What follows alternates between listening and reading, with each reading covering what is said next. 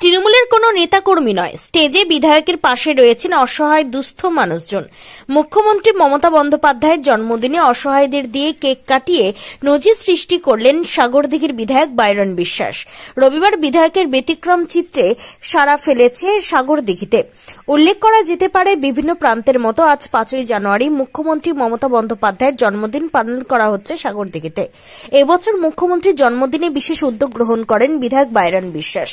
কয়েক শতাধিক মানুষের হাতে শীতবস্ত্র তুলে দেওয়া হয়। কোনো নেতাকর্মী নয়, এদিন বিধায়কের পাশের মঞ্চে লক্ষ্য করা যায় দুস্থ অসহায়দের। জন্মদিনের কেকও কাটা হয় দুস্থ অসহায়দের দিয়ে। বিধায়ক বাইরন বিশ্বাসের অভিনব এবং ব্যতিক্রমী উদ্যোগ কার্যত সাড়া ফেলে এলাকা জুড়ে। জঙ্গিপুর থেকে তরিকুল শেখের রিপোর্ট, জঙ্গিপুর টিভি। আচ্ছা, দুস্থ মানুষদেরকে নিয়ে যে আজকে বার্থডে সেলিব্রেশন করলেন, এই অনুভূতিটা আপনার কেমন?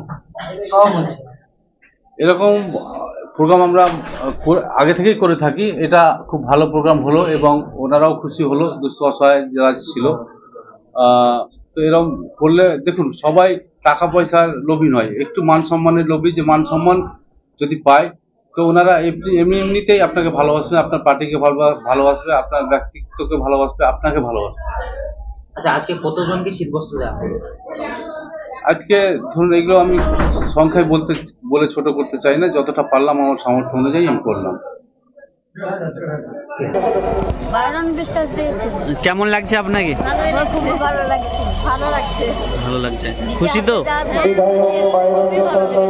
আপনাদের বিধায়ক বাইরন বিশ্বাস কেমন মনের মানুষ? ভালো ভালো।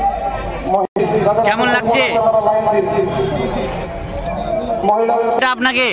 বাইরন বিশ্বাস। বাইরন বিশ্বাস মানুষটা কেমন? ভালো।